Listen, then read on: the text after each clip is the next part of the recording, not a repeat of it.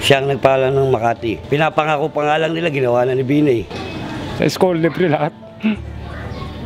Mga apo ko, 16. Siya isang taong kapag nagnangako at nagsalita at lahat ng kanyang pinapangako sa mga tao ay ginagawa niya.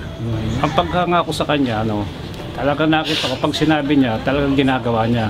Kung si Binay man ang magiging presidente ng Pilipinas, siguro lahat ng pangangailangan ng mga mahihirap, matutugunan niya yung mga problema na yon kasi isa sa dapat talaga magpatakbo ng Pilipinas eh.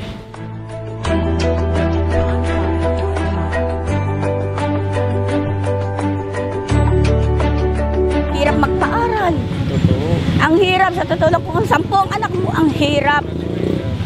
Kasi simula naging mayor siya dito ng Makati, malaking pasasalamat na. Walang pangit na eskwelahan. Lahat libre. Ang lahat ng apo ko, anak ko, apo ko, libre lahat ang uniform. Wala kami ginagastos. Kumbaga sa baon lang. Nakikita ko kung paano niya pinatakbo yung Makati. Sobra as in, yung mga benefits, mararamdaman mo talagang siya yung mayor.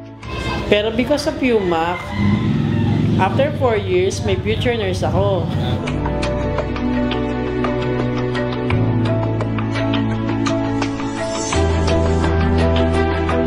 Nakakita ng hospital na talagang they give talaga almost free access to healthcare.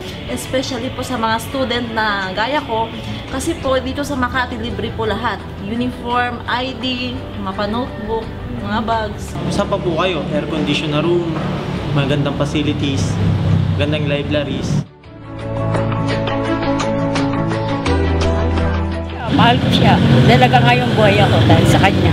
BP, go lang, sir! Laban tayo! I love you, BP. Yeah. Vice, congratulations ho. Kayo na susunod na presidente.